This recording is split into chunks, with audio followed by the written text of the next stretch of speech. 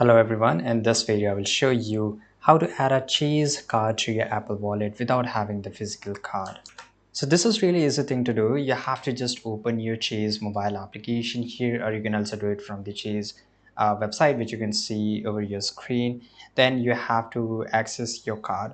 So tap to see your card from the home screen, scroll down and select the add to Apple Wallet, right? Once you do this, then something on the screen will come up. You have to follow the on the screen instruction. You have to click on next and yes, and you will receive a confirmation that your card has been added successfully.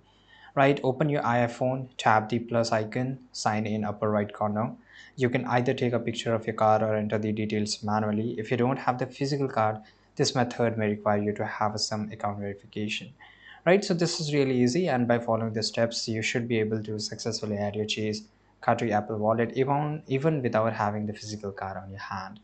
So this is really easy thing to do. Thanks for watching. Subscribe.